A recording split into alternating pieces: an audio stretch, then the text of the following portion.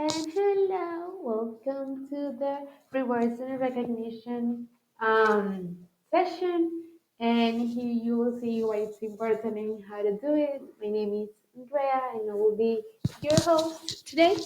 And I will explain you a little bit more about it. So, we're going to be talking here. We're going to find everything that you need to know for rewards and recognition, why it's important for your members, why it is important for your operations. It allows you to align the members to a desired performance level and to set a local piece and how they should be working. And also, it allows you to engage the member to deliver peaks and keep them motivated about it. And it helps you to have constant results in performance tracking. And it's a good incentive system that will allow us to recognize the work of the members and to see the ones that are giving their extra mile being part of the organization. So we're going to talk about why it's important, how you can do it, what tools can help you to deliver it, and who is the final target of it, that it's the LC, how it can help you improve the experiences. So now we'll talk about why it is important. It is um, something that creates a way to incentivize our best talent by tracking and helping them achieve their goals.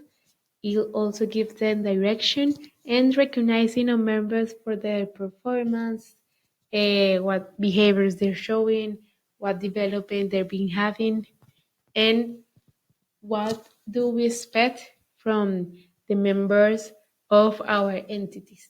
So here we'll see how to create a rewards recognition system for members to drive strategies and incentivize performance in ISEC values. Also, we can see guidelines to have a tracking tool for this system at local level and how we can have a better vision of the members' progress and results. No, we're doing like a step by step of rewards of recognition. So first, it's important to understand members' willingness and desire, what really motivates them. Second, it's important to define the rewards. Third, we need to set and define the KPIs and behaviors we want for our members. Fourth, it's time to create the rewards and recognition system in timeline. Fifth, we need to create a tracking tool. Six, how to communicate this campaigning strategy to the members. And seventh, to follow the criteria in the timeline. So first, it's important to understand their members' willingness, what are the motivations, what are the desires, how they expect to be recognized, and how they expect to be rewarded. So this way we have like two options to find out this information. First, we can have a sensing of our members through engagement assessment service. Here we can see what they want. We have like a clear objective way to find it out. We're not guessing what they want. And also, it's important that we can complement all this information for service that need to be done and fulfilled by all members in order to have objective data and to have an accurate inference of what they want. Um, Also, we need to be asking informal questions, gathering insight from team leaders and team members in order to have a more complete vision of what they want and what they're saying that it's important for them. Second, we need to define the rewards and the criteria. For this, there are three main aspects. That is first to check our available resources. So how money we can spend if we have other ways to getting some kind of reward. If we can have like a fundraising or some support of incentive for external partners. And also, it's important that since the beginning and since planning, um, to have a budget for rewards and recognition and for membership development. Also, after finding out the available resources, we need to define the reward.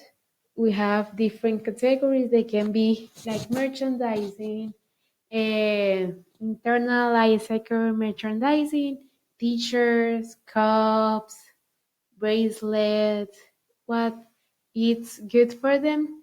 And also we can have other rewards such as tickets for movies or for restaurant, something that really is liked by the people. And we can have also fees for IXP or fees for conference that can help the member to develop itself within the organization. So there are different categories that we can choose and select. And also, it's important to define KPIs and behavior. So, what you want members to work for, what you want to be their focus, how can you have a tracking system that supports the measurement of these activities. And it's important to make it simple and effective. Also, having a clear proposal for rewards recognitions and talk it out with the LCP and VP Finance in order to have a clear action step about it. And then it's important now to create a rewards recognition system. So here you can see different categories. We can have like a semestral rewards recognition system that considers different aspects, considers operational peaks, and also considers organizational and local culture and values. And you can see different aspects, for example, performance. So it's important to have KPIs, how you measure it, rewards, what is the rewards aligned to the income that you can have from this activity.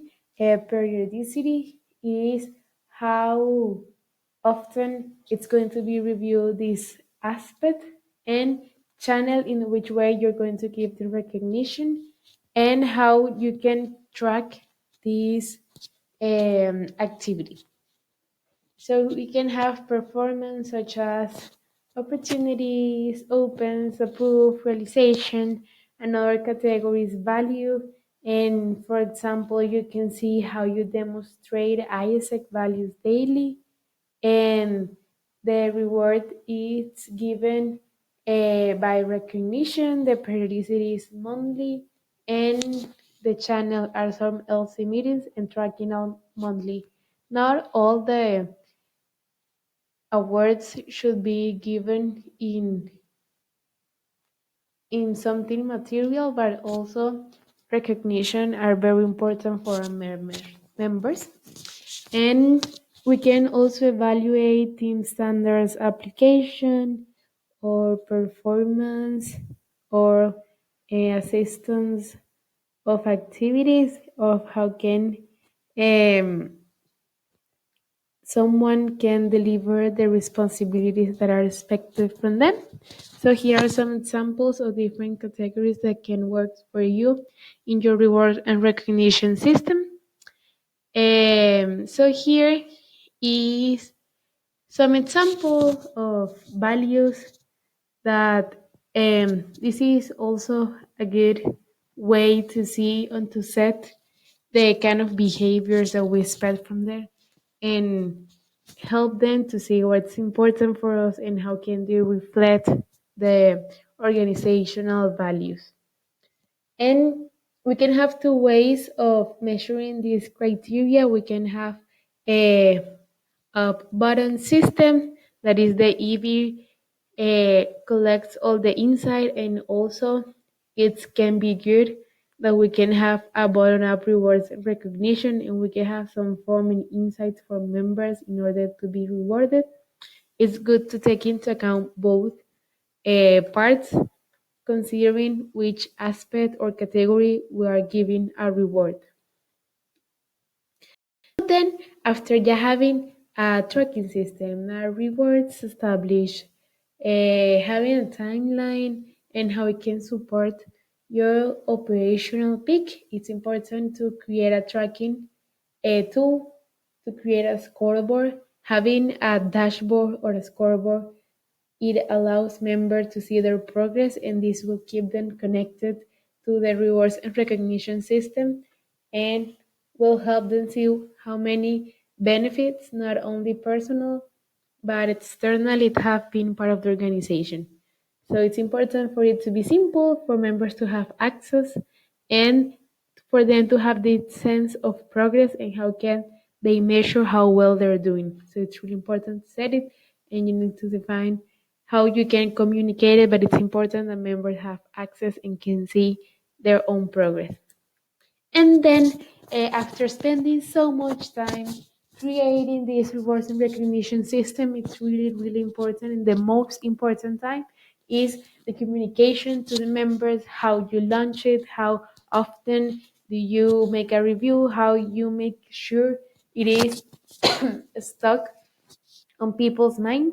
And the point of this part is that you need to present in a clear way what is required for members to do so they can start shaping their actions toward the KPIs and behavior that will be tracked and recognized. They need to have like this clarity of how will be implemented, which are the categories, which are the activities, which are the way of measurement, and which are the way of giving proof about it. It's really important for them to be clear in order to engage and participate in this whole strategy and this whole system.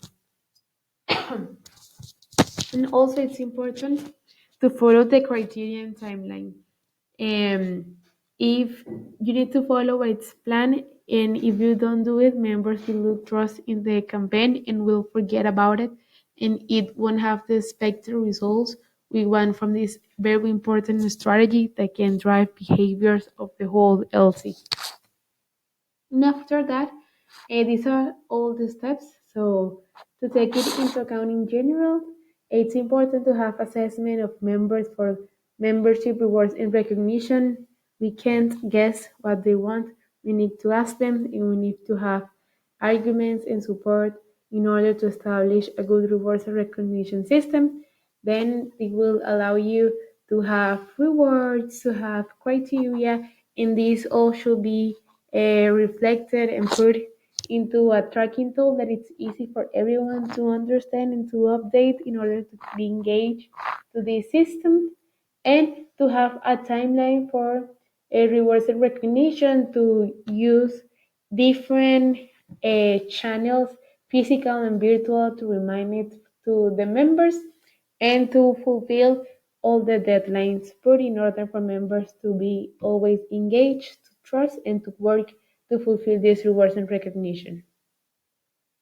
And which are the main responsible for what in a big picture level? So AI is responsible to provide and refresh material about rewards and recognition. It's not AI role to get in touch with entities how to track the implementation of this material, but it can give a guideline. And C, responsibilities is to understand the material and direct it to local committees for their use. Is possible. It can be good to have a EST that can support the entities, not only in the context but also in the implementation of it. And local community responsibility, it is to create and develop rewards and recognition system that works for them, that works for the culture, and that works for its people, in order to engage and recognize the members for their results, development, and behavior. So that's it. Thank you for being part of this session. See you soon. Wish you the best.